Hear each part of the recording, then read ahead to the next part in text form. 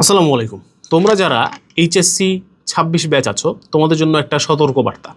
এই ভিডিওটা হতে যাচ্ছে তোমাদের জন্য একটা সতর্কবার্তা এবং গতবারও আমি এইচএসসি 25 ব্যাচের জন্য এই সেম সতর্কবার্তা দিছিলাম। বাট অনেকেই সতর্কবার্তা ফলো করছে, অনেকে করে নাই, that's up to them. But তোমরা যদি এই সতর্কবার্তা শুনে এখন থেকে সাবধান হয়ে যাও তাহলে তোমাদের জন্য সামনে ভালো দিন অপেক্ষা করছে, আর যদি না হও তাহলে যথারীতি তোমরা আবারও তোমাদের জন্য বাস অপেক্ষা করছে। সুতরাং কি এই সতর্কবার্তা আসলে একটু ভেঙে বলি। সতর্কবার্তাটা হচ্ছে যে ভাইয়া ঢাবির কোশ্চেন প্যাটার্নটা কেমন বলো তো, মানে ওভারঅল তোমাকে যদি জিজ্ঞেস করে কেউ যে ভাই আপনি তো নেক্সট ইয়ার অ্যাডমিশন দিবেন, আপনার কি মনে হয় যে ঢাবির বা ভার্সিটি এ ইউনিটের কথা যদি বলি বা ঢাবির কথা বলি স্পেসিফিক্যালি ঢাবি ক ইউনিট, এই ঢাবি ক ইউনিটের কোশ্চেন প্যাটার্ন কেমন হয় তুমি কি বলবা? তুমি বলবা যে বেসিক হয়, তুমি বলবা স্ট্যান্ডার্ড হয়, তুমি বলবা যে মোটামুটি সহজই হয়। এখন তুমি যদি বুয়েট বা মেডিকেল টার্গেট করে থাকো তাহলে তোমার কাছে মনে হবে যে বেশ সহজ হয়, তাই না? বাট এই জিনিসটাই লাস্ট 2 থেকে 3 বছর ধরে ঢাকা বিশ্ববিদ্যালয় চেঞ্জ করার চেষ্টা করতেছে। ঢাকা বিশ্ববিদ্যালয়ে তুমি যদি 2015 থেকে 2020-21 পর্যন্ত কোশ্চেন প্যাটার্ন দেখো, আবার যদি তুমি 21-22 থেকে শুরু করে এই 24-25 পর্যন্ত প্রশ্ন প্যাটার্ন দেখো, তুমি একটা চেঞ্জ লক্ষ্য করতে পারবা। চেঞ্জটা কোথায়? চেঞ্জটা হচ্ছে আগে ঢাকা বিশ্ববিদ্যালয়ে শর্টকাট নির্ভরতা, মানে নির্ভর কোশ্চেন বানাইতো। অর্থাৎ তুমি যদি অনেক বেশি শর্টকাট পারো, টেকনিক পারো, ট্রিক্স পারো, হাতে হাতে ক্যালকুলেশনের ট্রিক্স পারো, তাহলে তুমি চান্স পেয়ে যাবে নিশ্চিত।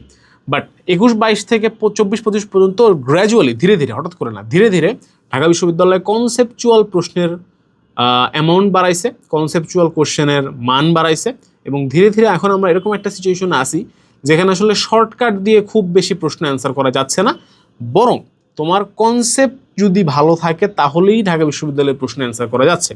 তো এই যে পরিবর্তনটা হচ্ছে, এই পরিবর্তনটা আসলে হুট করে নাই, ঢাকা বিশ্ববিদ্যালয় ধীরে ধীরে করছে এবং এটা করার পিছনে বেশ কিছু কারণ আছে। যেমন একটা অন্যতম কারণ হচ্ছে যে এখন ফিজিক্স বা ম্যাথ এই টাইপের যে সাবজেক্টগুলো আছে এইগুলার কোশ্চেনগুলো আসলে ঢাকা বিশ্ববিদ্যালয়ের যে ইঞ্জিনিয়ারিং ও টেকনোলজি অনুষদ আছে, এই ইঞ্জিনিয়ারিং ও টেকনোলজি অনুষদের স্যাররা করতেছেন। যদিও এটার মানে শতভাগ সত্যতা আমার কাছে নাই, বাট আমিও শুনেছি, তোমরা হয়তো শুনে থাকবা। এবং এইটার একটা ফলশ্রুতিতে কি দেখা যাচ্ছে যে আগে যে কোশ্চেনগুলো আমরা ধরে বলে দিতাম যে ভাই এগুলো তো বুয়েট কুয়েট ছাড়া আসবে না কোথাও, ওই কোশ্চেনগুলো এখন ঢাবিতে আসতেছে। জাস্ট মানগুলো এরকম দিয়ে আসতেছে যেগুলো আসলে পরীক্ষার হলে বসে ঢাবিতে পরীক্ষার হলে বসে সলভ করা যায়। ঠিক আছে, সো এই হলো মানে ডিফারেন্স। মানে বুয়েটের অনেক প্রিলির কোশ্চেন আমি দেখছি ঢাবিতে এমসিকিউ আকারে চলে আসতেছে ইদানিং, যদি বুয়েটের প্রিলি অনেক ইজি হইতো।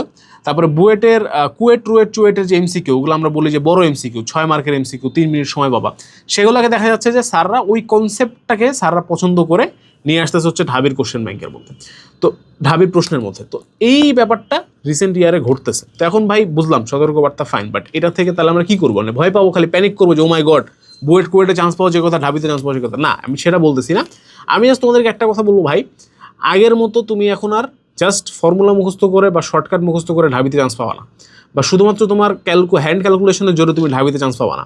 তোমার যদি এখন ঢাবিতে চান্স পেতে হয়, তোমাকে যেটা করতে হবে, তোমার কনসেপ্ট ইমপ্রুভ করতে হবে।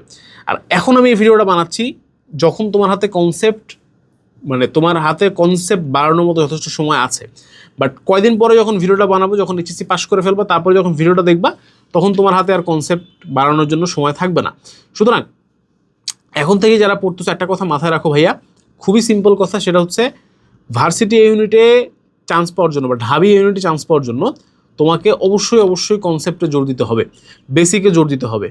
কেন হচ্ছে, কিভাবে হচ্ছে, এই জিনিসগুলোর উপর জোর দিতে হবে রাদার দেন কি হচ্ছে। ঠিক আছে, কি হচ্ছে এর উপর জোর দেওয়া মানে হচ্ছে ভাই আমি শুধু ফর্মুলা পড়বো, শর্টকাট পড়বো, এগুলো।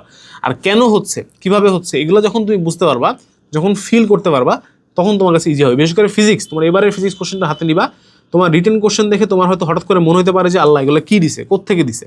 ঠিক আছে, তোমার কাছে পুরো আজগুবি মনে হতে পারে, but trust me on this ভাইয়া, এইগুলা পরীক্ষায় আসছে এবং এগুলা তারাই পারছে যারা কনসেপ্টে কাঁচা না। তো তোমার মতো কনসেপ্টে কাঁচা স্টুডেন্টদের জন্য কিন্তু এটা একটা সতর্কবার্তা। এখন থেকে ভাইয়া যে কাজটা করতে পারো, তাহলে কী করতে পারো? প্রথম কথা হচ্ছে ভাই, মূল বই বা মেইন বুক কনসেপ্ট ইমপ্রুভ করার জন্য বেস্ট হাতিয়ার। মেইন বইটা পড়ো, বুঝে পড়ো। ঠিক আছে, যেভাবে পড়ো তুমি বুঝে পড়লে তোমার জন্য ইজি হবে। আরেকটা ওয়ে হচ্ছে তুমি কোশ্চেন ব্যাংক সলভ করো। আচ্ছা, এখন আরেকটা তোমাকে একটু ক্ল্যারিফিকেশন দিই। হ্যাঁ, প্রশ্ন প্যাটার্ন চেঞ্জ হচ্ছে, বাট তার মানে কিন্তু এই না যে 15 থেকে 20 সালে যে প্রশ্নগুলো আসছিল, যে ধরনের প্রশ্ন, সেগুলো একটাও আসে নাই। স্পেশালি ম্যাথে বা বায়োলজিতে তুমি দেখবা যে প্রশ্ন কিন্তু অনেক টাইপ রিপিট হচ্ছে। ঠিক আছে, সেখানে আবার তোমার আগেরগুলোও লাগবে আর নতুনও লাগবে।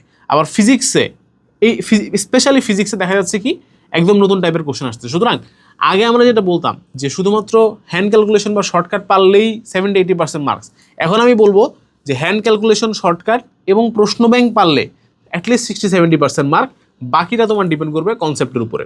সুতরাং তুমি যদি প্রশ্ন ব্যাংক সলভ করো তাহলে কিন্তু তুমি সবার থেকে অটোমেটিক্যালি আগে থাকবে ভাইয়া, ঠিক আছে?